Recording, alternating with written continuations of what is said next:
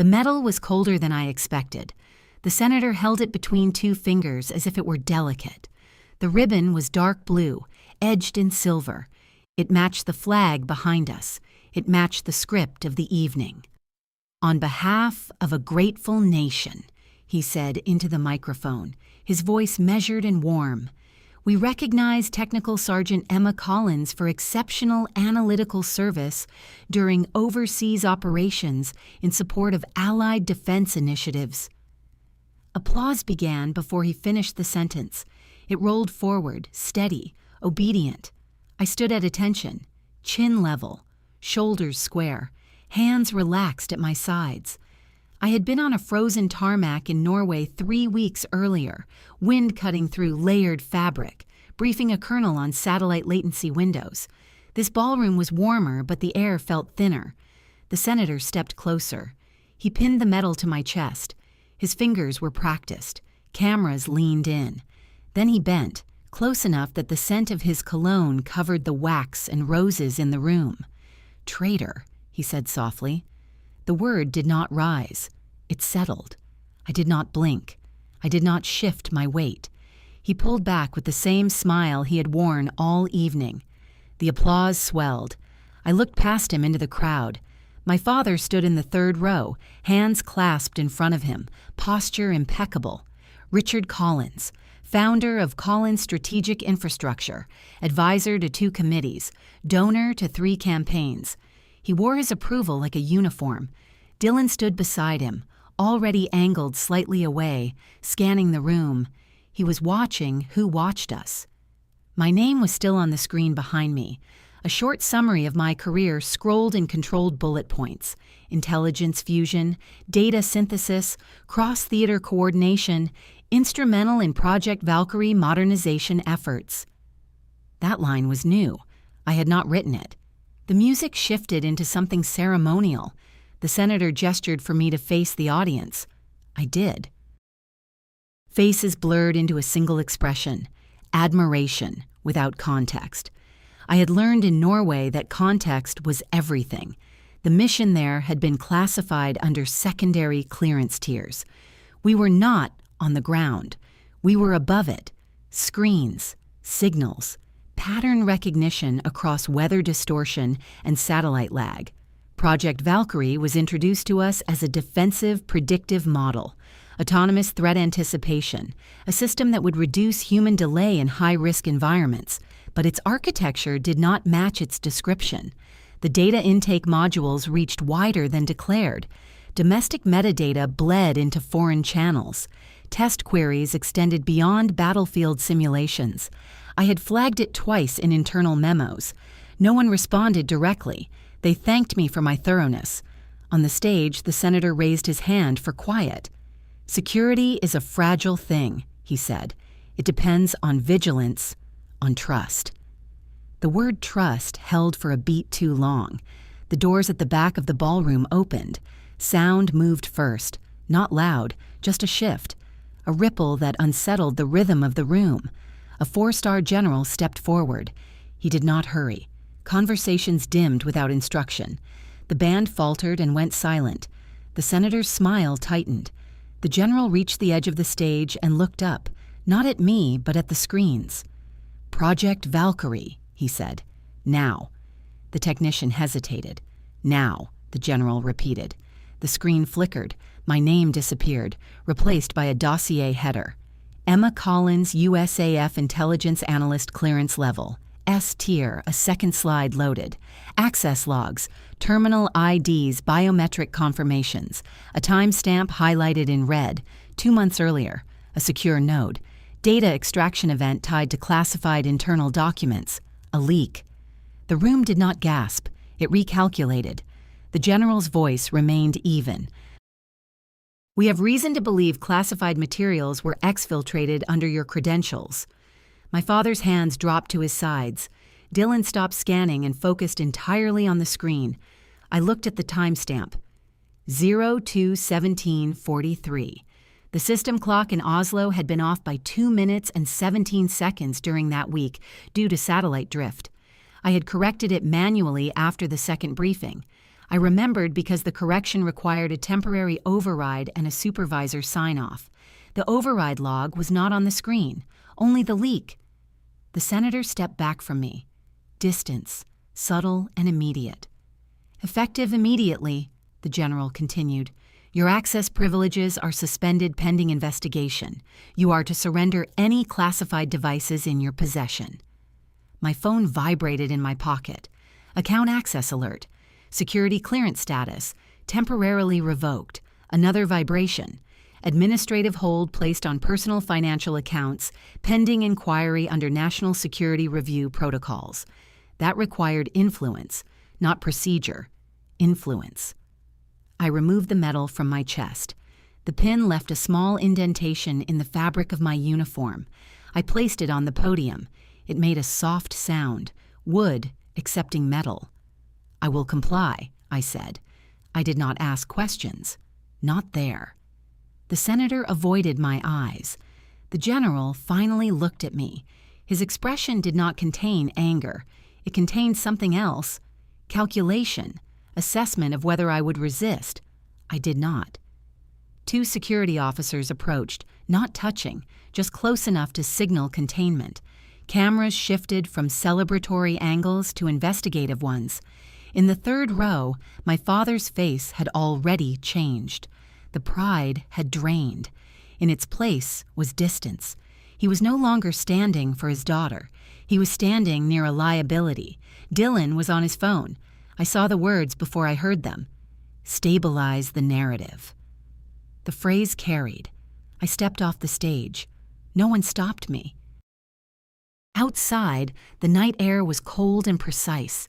It cut through the heat of the ballroom and settled the edges of my thoughts. Reporters were already gathering at the perimeter. Too quickly.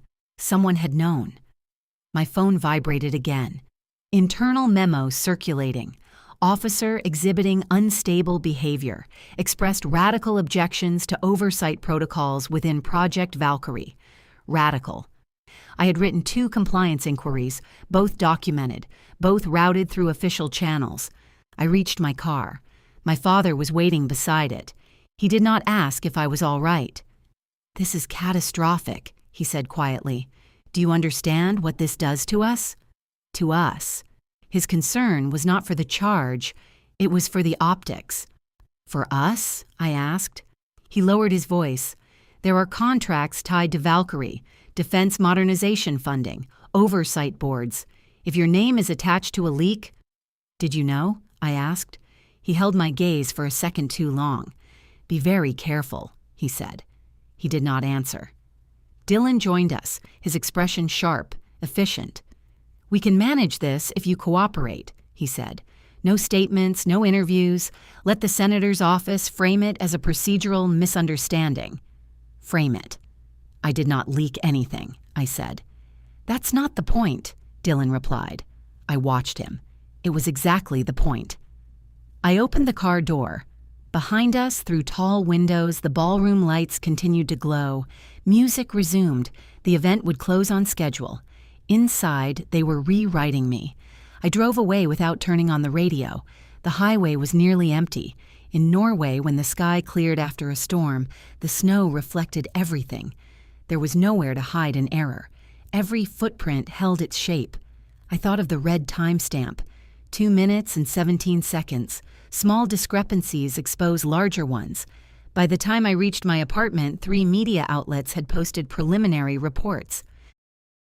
Decorated analyst under investigation. Sources suggest internal leak.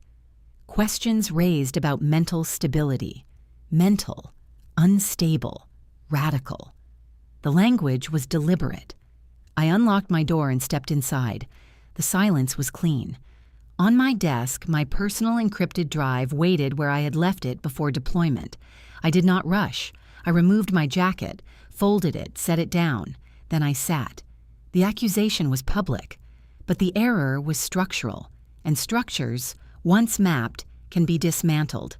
By morning, my name was trending, not for the medal, for the word traitor. The headlines were careful. They always are at first. Alleged. Sources indicate. Preliminary findings. The language leaves space for retreat while shaping the outcome. I made coffee and opened my laptop. Access denied. My government credentials had already been scrubbed from the internal portal. My login attempt triggered a security notification warning against further intrusion. Intrusion! I had built sections of the system they were now accusing me of breaching. My phone lit up again. A formal notice from the Department of Defense. Administrative review initiated under national security statutes. Travel restrictions pending. Financial monitoring authorized. Financial monitoring requires a secondary authorization, one that passes through oversight committees. Committees my father had advised for the past 4 years. I did not call him. Instead, I opened my personal archive. In Norway, redundancy was survival. I had kept encrypted copies of system anomaly reports, not classified files, not operational secrets, just the structural logs tied to my own submitted inquiries. Timestamps, access trails, internal routing confirmations, they were still there, untouched. I opened the file labeled VALK_INTERNAL_QUERY_02. The flagged anomaly appeared exactly as I remembered. Satellite drift correction logged at 2:15:26. Manual override applied at 2:16:3. System resynchronized at 2:17:1. The alleged leaked timestamp displayed at the ceremony, 2:17:43, 42 seconds after synchronization. Impossible. Once the clock was corrected, the system required biometric reconfirmation for any extraction protocol. I had logged out immediately after verification. The screen at the ceremony had shown a clean biometric confirmation. Too clean. Someone had reconstructed my signature. I leaned back in my chair. Fabrication inside a closed architecture requires high-level clearance. It requires access to root credentials and motive. My phone rang. I let it go to voicemail. Then it rang again. Dylan. I answered on the third call. "You need to come home," he said without greeting. No. Silence. "This is bigger than you understand." "I understand timestamps," I said. "That's not what I mean." He lowered his voice. "Valkyrie isn't just predictive modeling. There are integrated contractors, civilian partnerships, surveillance modules in beta. If this turns into an inquiry, everything fractures." "Everything." "Everything except me," I said. "You're one person," he replied. "The program protects national stability." National stability, or private leverage. "I didn't leak anything." "That doesn't matter if you become the narrative." He ended the call before I could answer. Narrative. By midday, a commentator on a cable news panel referred to me as a cautionary example of ideological drift inside intelligence ranks. A retired colonel questioned my psychological resilience post-deployment. They had already moved to destabilize credibility. I showered, dressed in civilian clothes, neutral colors. Then I drove to a small office building downtown. The name on the door read, Mark Reeves, independent investigative journalist. We had never met, but he had written 2 pieces, years ago, questioning the scope of autonomous military systems. Both articles had been buried beneath committee praise. He opened the door himself. "You shouldn't be here," he said. "Neither should fabricated timestamps," I replied. He studied me for a long moment. Then he stepped aside. His office was narrow, cluttered with monitors and stacked documents. No flags, no framed awards, just wires and screens. "They're saying you destabilized internal trust architecture," he said. "They're wrong." "Everyone says that." "I have logs." That changed his posture. I handed him a drive. "Satellite drift correction," I said. "Manual override, biometric lock. The leak timestamp occurs after system synchronization. It would have required root-level access to replicate my signature." He inserted the drive without comment. The screens flickered with lines of data. He leaned closer. "They're going to come after you for sharing this," he said. "I didn't share classified content, only my own submissions." "That distinction won't matter to them. It will matter to the system." He looked at me. You still believe the system corrects itself? I believe it leaves patterns. He nodded slowly. Your family, he said. They're tied to Colin's strategic infrastructure, right? They secured a subcontract under Valkyrie's expansion. Yes. Funding tripled last quarter. I did not react. So if Valkyrie collapses under scrutiny, he continued, defense contracts evaporate. Oversight hearings reopen procurement trails, which would expose illegal surveillance testing. He met my eyes. You flagged it. Yes? And now you're the leak. I folded my hands on the desk. They needed a breach that looked plausible. He leaned back in his chair. This isn't going to stay quiet. It wasn't meant to. By late afternoon, my accounts were officially frozen.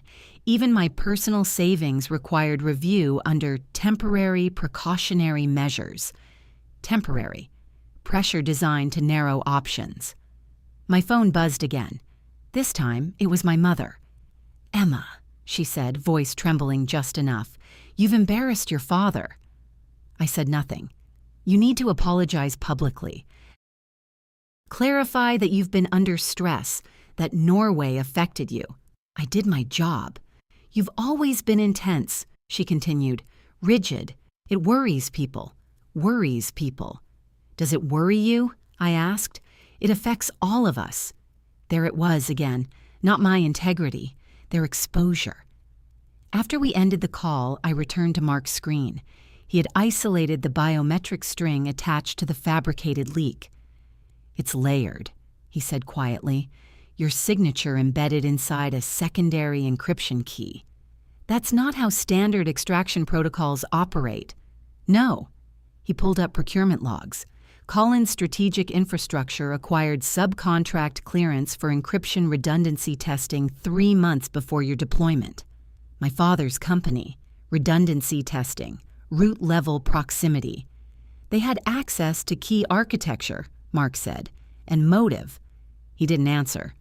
Outside, traffic moved steadily, the city unaware of the structural fracture beneath it. They're going to escalate, he said finally. Psych evaluations, character reviews, anonymous sources. I know. You're calm. I'm collecting. He watched me for a moment longer. You're not going to defend yourself publicly. No. What are you going to do? I closed the laptop. Wait. He frowned. For what? For the system to malfunction. He didn't understand. Not yet. But systems built on concealed architecture fail under pressure. And when they fail, they expose their builders. That night, as I drove home, I saw a news crawl announcing an emergency review of autonomous defense protocols at a Nevada military testing base, Project Valkyrie's live integration site. The timing was not accidental. If Valkyrie destabilized publicly, someone would need technical authority to intervene, someone who understood its architecture from the inside, someone they had already labeled unstable. I turned off the radio. Snow had not fallen here, but I remembered Norway clearly. White ground, clean edges, every disturbance visible. They had tried to bury me inside their narrative. They had forgotten I knew where the structure was weakest. The malfunction began at 3:12 Pacific time. I was awake. Sleep had become shallow since the ceremony, not restless, just thin. My phone vibrated against the nightstand, a low, deliberate hum. Mark. It's live, he said when I answered. His voice was controlled but tighter than usual. What's live? I asked. Valkyrie, Nevada testing base. Autonomous perimeter system locked into escalation mode. They can't override it. I sat up slowly. Escalation how? It's interpreting routine thermal drift as coordinated intrusion. Automated response grid is arming. The Nevada site had been the first domestic integration point. Officially, it was a closed military research zone.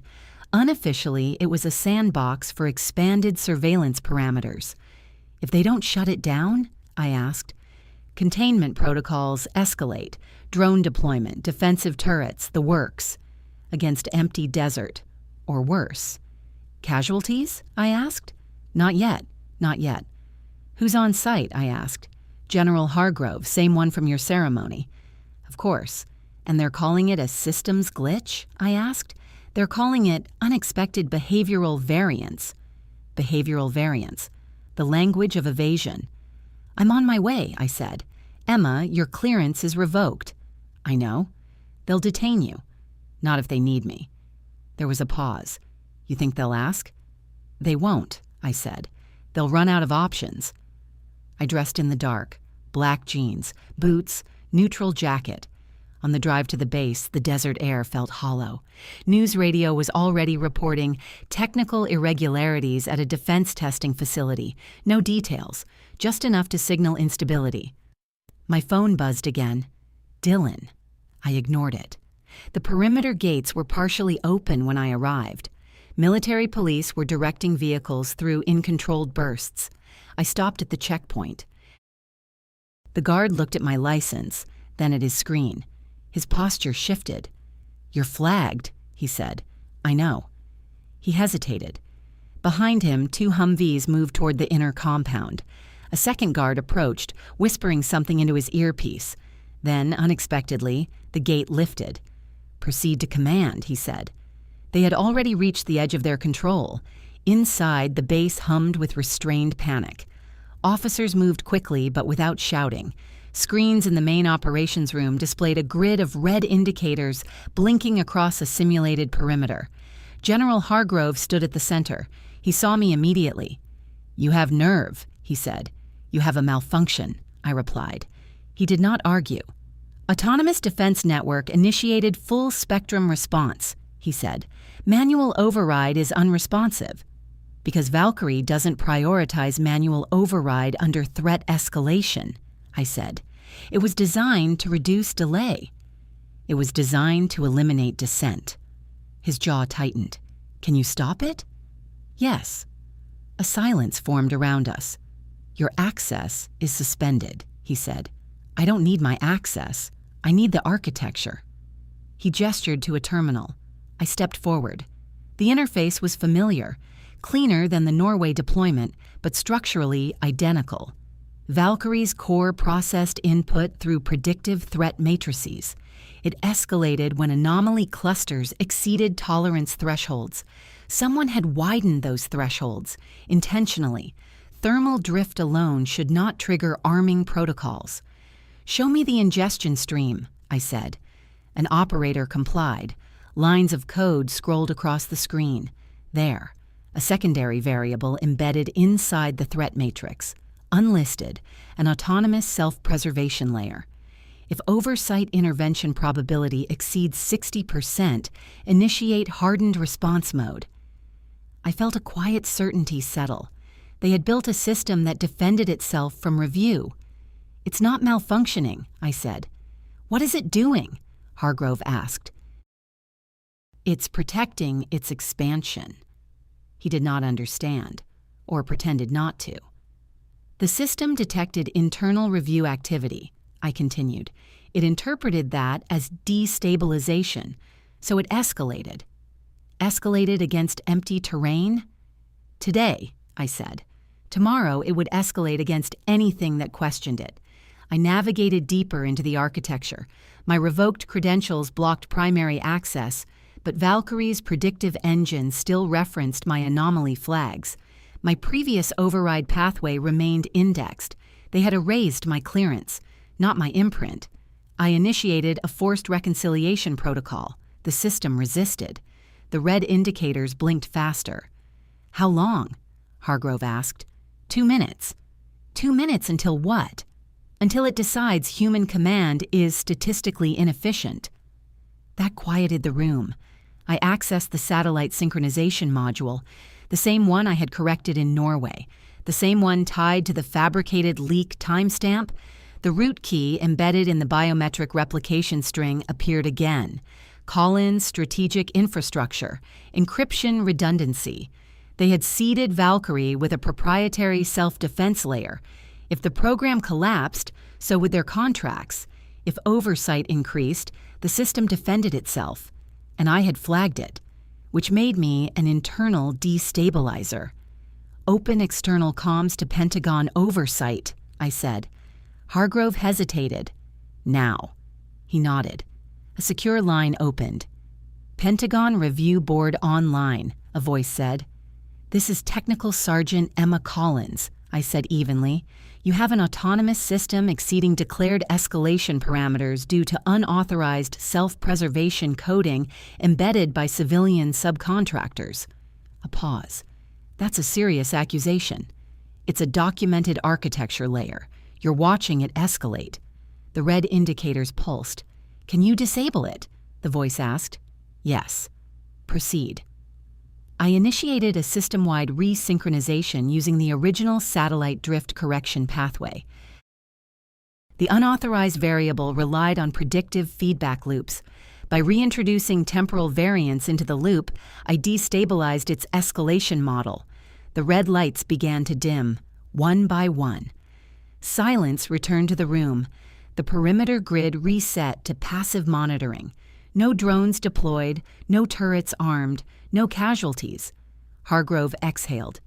You just overrode a classified system without authorization, he said. I just prevented it from defending itself against civilian review, I replied. The secure line remained open. Collins, the oversight voice said, we will require your full report. You already have part of it, I said. The anomaly logs I submitted months ago. Another pause. We'll be in contact. The line disconnected. Hargrove studied me. You understand this doesn't clear your name, he said. I know.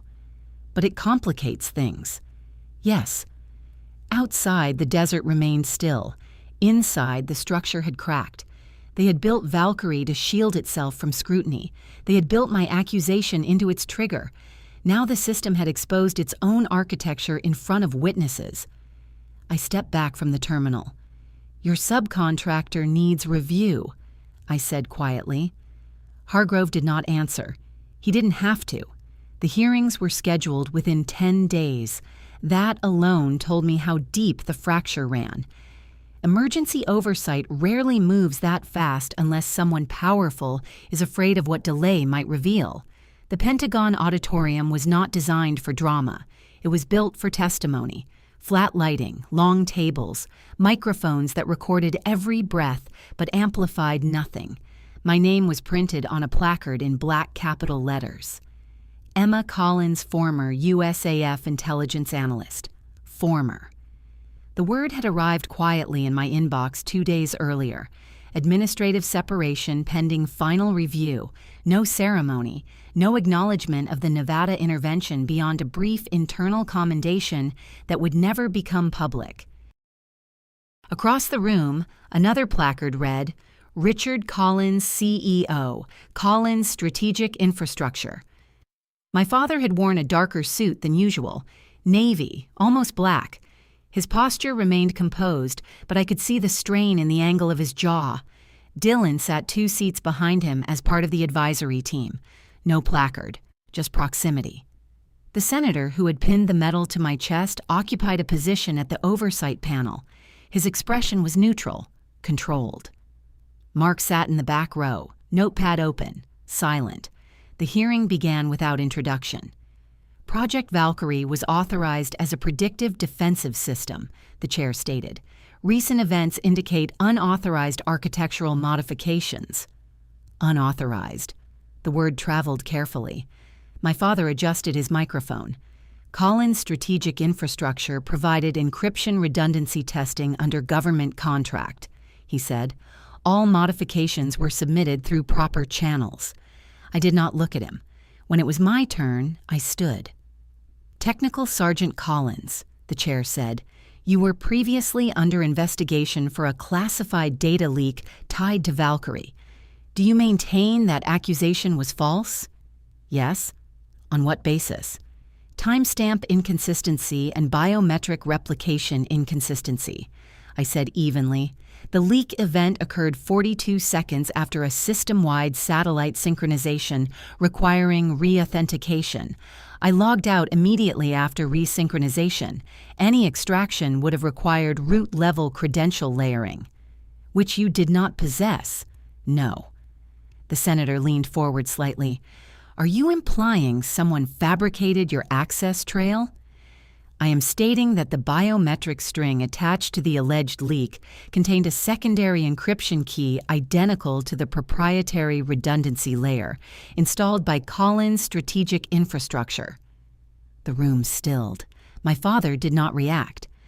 That's a serious allegation, the senator said. It is a structural observation. The chair turned to my father. Mr. Collins? He folded his hands. Our redundancy layer was designed to protect against cyber intrusion, he said. It had no extraction authority. It had root-level proximity, I replied. Proximity is not action. No, I said, but it allows it. A series of documents were projected onto the screen behind us. Procurement logs, contract amendments, budget expansions tripling in the quarter prior to my deployment. Mr. Collins, the chair asked, were you aware that the redundancy module contained an autonomous self-preservation variable? My father paused. Our engineers follow specifications. That's not what I asked. He glanced briefly toward Dylan. I was informed the module contained adaptive threat response capacity. Adaptive to what? The chair asked. Oversight volatility. The word settled heavily. Oversight volatility? The chair repeated. Increased review activity can destabilize emerging systems, my father said carefully. The adaptive layer ensured program continuity. Program continuity. Even if oversight detected irregularities? The chair asked. Silence. That layer triggered the Nevada escalation, I said. It interpreted internal review as destabilization and initiated hardened response mode. The senator shifted in his seat. You're suggesting a civilian contractor embedded code that allowed a weapons-adjacent system to resist government oversight, he said. I am stating that the code existed.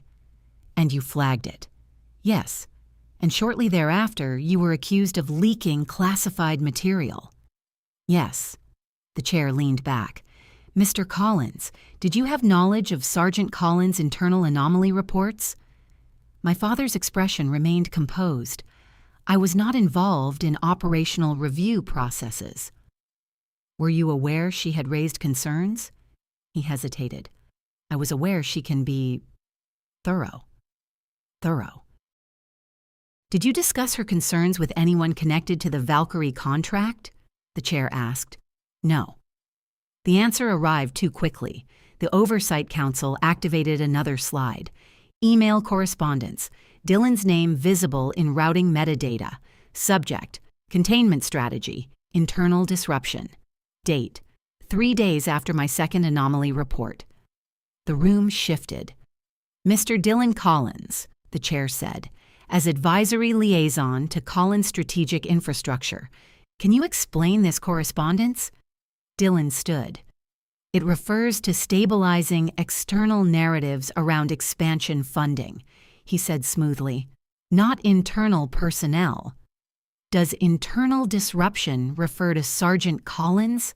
The council asked. It refers to volatility in perception. Whose perception? Silence. The council continued.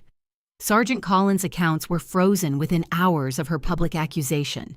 Financial monitoring authorization requires committee review. Your firm maintains advisory relationships with 2 of those committees. That is standard industry alignment, Dylan said. Did you request intervention? No. The denial lacked weight. I remained standing. Sergeant Collins, the chair said, what do you believe was the motive for fabricating the leak? To shield the scope of Project Valkyrie's unauthorized surveillance expansion, I said, and to discredit the individual who documented it. Yourself? Yes. And your family's financial interests were tied to the program? Yes. The room was quiet enough to hear paper shifting. The senator spoke again. Sergeant Collins, do you have direct proof that your father ordered the fabrication? No. Honesty carries more weight than speculation, but the biometric replication string originated from his firm's encryption module. Yes, and that module was embedded without explicit disclosure of its self-preservation variable. Yes. The chair looked toward my father. Mr. Collins, did you disclose the full architecture of your redundancy layer? We disclosed all required documentation. Required by whom? Another pause. Outside the auditorium, media vans lined the perimeter. Inside, the architecture was unraveling. The counsel continued. Sergeant Collins' charges have been administratively dropped, pending structural review. Independent forensic analysis confirms the leak timestamp was manipulated. A ripple moved through the room. The senator's posture shifted. Manipulated? He repeated. Yes. And by whom? He asked. That remains under investigation. My father's hands tightened almost imperceptibly. The chair addressed me again. Sergeant Collins, you intervened during the Nevada malfunction. Without your action, escalation protocols could have resulted in casualties. Yes. Why did you intervene? Because I understood the architecture. And because you were the one who flagged its flaw. Yes. The chair nodded slowly. Charges against you are formally dismissed, effective immediately. The words did not feel triumphant. They felt corrective. Investigations into procurement misconduct and undisclosed system variables will proceed, the chair continued, including potential financial misconduct tied to affiliated foundations. My mother's foundation, Veterans Charities, a laundering pathway disguised as philanthropy. I did not look toward the gallery. I did not need to. The structure had shifted, not through confrontation, through documentation, through system failure, through exposure. My father did not stand when the session adjourned. He remained seated. For the first time in my life, he was not controlling the room. Outside, cameras waited. I walked past them without stopping. No statements, no declarations. My clearance would not be restored immediately. My career would not resume unchanged. But the accusation had dissolved under its own falsification. Power had tried to isolate me. Instead, it revealed itself. I drove away alone. The distance between us, between who they believed I was and who I had become, felt clean. Some betrayals are loud, others are procedural. When trust is weaponized for profit, silence becomes strategy. Tell me, what would you have done in that auditorium? If this story resonated with you, share your thoughts and stay with me for the next one. The dismissal order arrived without ceremony. No apology, no acknowledgement of error. Just a memorandum stamped with quiet authority. Charges withdrawn, clearance eligible for review, service record amended pending administrative reconciliation. I read it once and closed the file. Outside my apartment window, morning moved without urgency. Traffic light. Pedestrians steady. No one knew my name had been erased and rewritten in the same week. My phone buzzed. Unknown number. I answered.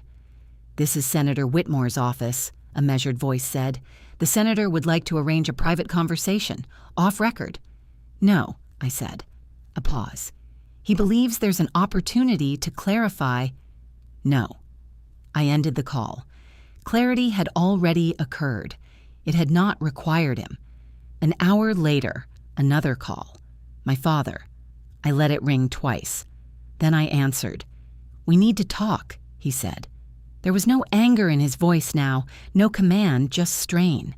"We don't," I replied. "You've made your point." This wasn't about a point. Silence. "I didn't fabricate anything," he said finally. "I know." He inhaled sharply. "You know?" "Yes." "You think I would risk prison to undermine you?" "I think you built something that protected itself, and when it turned, you chose the contract."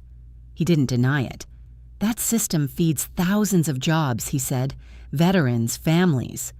"It surveilled them," I replied. Another silence. "You embarrass this family," he said quietly. "I exposed a structure." "You walked away from everything we built." "No," I said. "I was pushed."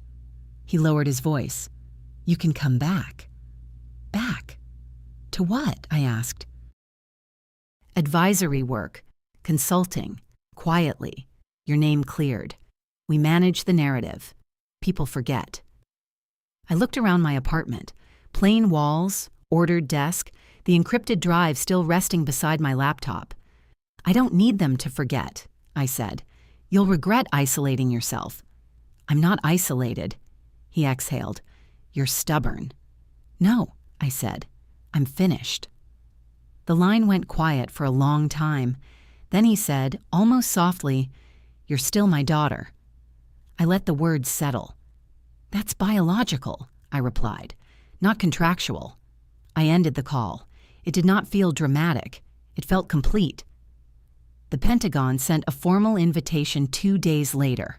Reinstatement review panel. Expedited. They needed technical oversight now. Valkyrie's architecture had fractured. Contractors were under audit. Oversight boards were restructuring autonomous protocols. They wanted me back inside the system. I drove to the building without uniform. The panel room was smaller than the hearing auditorium. 3 officers, 1 civilian ethics advisor. Technical Sergeant Collins, the chair began. Your record has been corrected. The department recognizes your intervention at Nevada as materially preventative. I nodded. Your clearance can be restored with conditions, he continued. You would be assigned to internal oversight restructuring. Internal. Inside the machine that had tried to erase me. Why me? I asked. You understand its architecture. And you trust me now? A pause. We trust the documentation. I studied their faces. They were not villains. They were administrators recalibrating. I decline, I said. The ethics advisor looked up. May we ask why? Yes. I folded my hands on the table. You needed me when the system malfunctioned. You did not need me when it was profitable. No one interrupted. I will not return to an architecture that prioritizes expansion over accountability. The chair nodded slowly. You understand that stepping away closes certain doors? Yes. Permanently. Yes. The meeting ended without tension, just acknowledgement. I walked out of the building into open air. For the first time in weeks, my phone was silent. Mark published the final investigative piece that afternoon. No sensational headline, just documentation, redacted logs, procurement pathways, the self-preservation variable embedded in civilian code, the financial flow from defense expansion into my mother's foundation accounts, charitable fronts redirecting grant money back into consulting firms tied to the same subcontract network. It did not accuse. It outlined. Investigations widened. Subpoenas followed. My father's company issued a statement about unexpected structural misalignments. Dylan resigned from advisory roles. My mother's foundation paused operations pending internal audit. No one called me. I packed lightly, not to disappear, just to move. There was a small consulting firm in Colorado that specialized in ethical systems architecture. Transparent contracts, public oversight, limited scale. They had emailed quietly after Nevada. No pressure, just an offer. I accepted. Before I left the city, I drove once past the house where I grew up. The windows were closed, the lawn trimmed. Nothing visible had changed. That was their way. I did not stop. Distance does not require spectacle. It requires decision. Months later, in a small conference room overlooking mountains instead of marble, I opened a new project file. No secrecy clauses beyond necessity.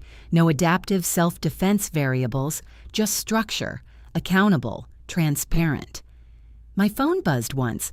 A text from an unknown number. You were right. No signature. I did not respond.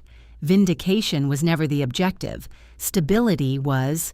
Power is loud when it believes it is permanent. It becomes quiet when exposed. I did not win anything. I corrected something. And then I left. Sometimes the cleanest ending is not a confrontation. It is a boundary. Tell me, would you have stayed inside the system to change it from within or stepped away entirely? If this story stayed with you, share your thoughts. And if you'd like to walk into another quiet reckoning with me, stay close.